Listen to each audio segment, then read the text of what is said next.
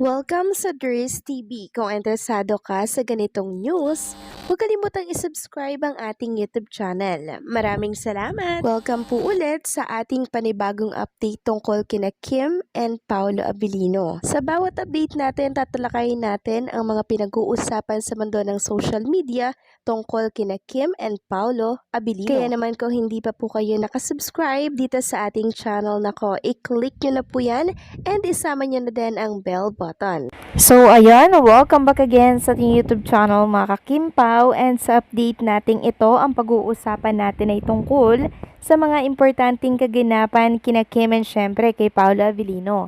Pero bago po ang lahat, maraming salamat sa inyong patuloy na pagsuporta at pagsubaybay sa mga daily update natin.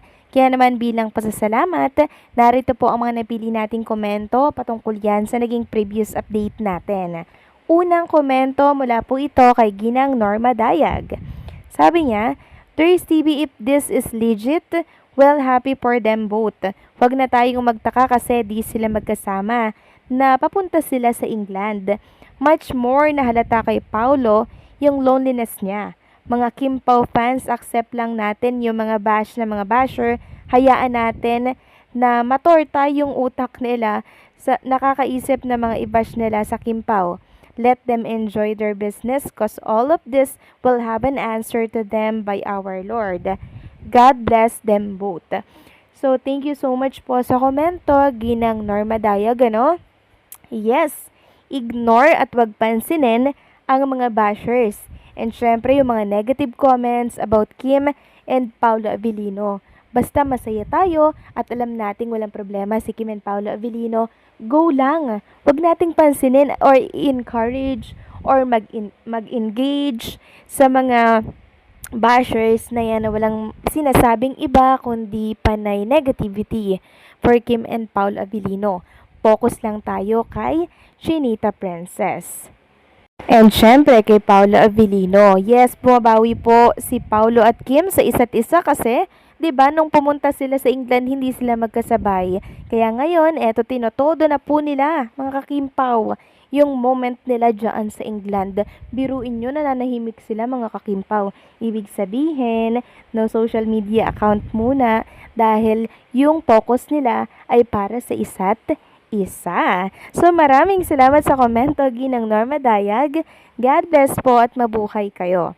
At ang pangalawang komento naman ay mula po kay Ginang Elisa Lim.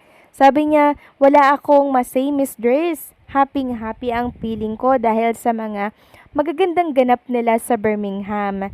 Very sweet and nice couple pag magka-date sila kahit hindi nagpapakita si Paolo. But alam natin kung sino ang photographer ni Kim while having a date sila sa Simpson Restaurant. Alangan namang si Kim lang yun, mag-isa silang dalawa, talaga yun. At ang gaganda ng mga shot ni Kim, ang sexy and chic, so pretty. Pau na photographer talaga, ang ganda ng kuha ni Paolo. Yung nasa window lang si Kim, andito lang kami, parating nakikinig sa YouTube vlog Miss Dries. Maganda ang mga update about Kim Pao. God bless and more power. Maraming salamat sa komento, Ginang Elisa Lim. At wala po kayong sawa sa aking mga pinagdadadaldal dito. And yes, tama po kayo. Alangan naman si Chinita Princess lang mag-isa doon. 'Di ba? Si Paolo syempre kasama. Although hindi nagpapakita, pero alam natin na andyan lang po si Paolo. Nung una, 'di ba, bago po pumunta si Paolo Abilino sa Birmingham, pinakita niya po yung napakagandang lens niya. Yun po yung ginamit ni Paolo sa picture na napakaganda ni Chinita Princess. Ang husay niya, no, mga kakimpaw, talagang parang professional photographer na po si Paolo Abilino dahil nakikita natin yung husay niya sa bawat picture na nilalabas si Chinita Princess sa kanyang mga social media account. Maraming salamat po sa komento, Ginang Elisa Lim. God bless po at mabuhay kayo. So, ayun na nga, pag-usapan na natin itong mga balitang nakalap natin sa gabing ito. At unahin nating pag-usapan ng pasalamat po ng ASAP para dito sa matagumpay nilang naging event sa Birmingham. Sabi nga dito, maraming salamat sa mga kapamilya sa UK. This ASAP England 30 celebration has been nothing short of spectacular because of your support. Hanggang sa muli. We're heading the Vancouver next. Handa na ba kayo mga kapamilya sa Canada? So kami din po, ASAP, ay nagpapasalamat ng sobra-sobra dahil syempre sinama niyo po si Kim and Paolo Avellino sa event na ito. Next topic naman, pag-usapan natin mga kakimpaw, ang tungkol nga dito sa napanood ko po na video. Video po ito ni Paolo Avellino habang siya po ay nagpe-perform while si Chinita Princess naman ay nanonood po sa kanya. Pero nakita ko at nakita din po ng mga Kimpaw fans si Mr. Gary Valenciano na kung saan ay kilig na kilig din po kay Chinita Princess at Paolo Avellino dito po sa Birmingham habang nagpe-perform si Paolo Avellino. Ibig sabihin ba nito, panapan din po si Mr. Gary Valenciano ng Kimpaw? Sabi kasi ni Stella, Sir Gary, Kimpaw ka din po? Tapos may nag-comment na, hala, fans din si Sir Gary ng Kimpaw kasi kilig na kilig talaga siya. Habang nagpe-perform si Paolo Avellino, tumuturo yung kamay niya kay Chinita Princess sa likuran. 'Di ba? Nakakaloka yun. Kimpaw din pala si Sir Gary Valenciano at kilig na kilig din mga kakimpaw ha.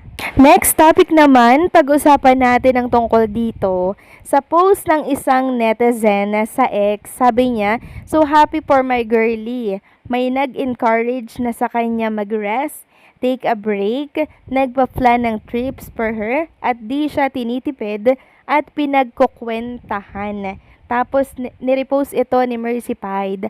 Sabi niya, thank you, Paolo Avellino, for always spoiling our super love Kim Chu. I'm sure Kimi also spoils you in her own way. Truly, you're both so lucky to have each other. May your love last forever. You are the pahinga and inspiration of your fans, especially the Kimpaw community. Yes, agree ako sa sinabi nito mga kakimpaw.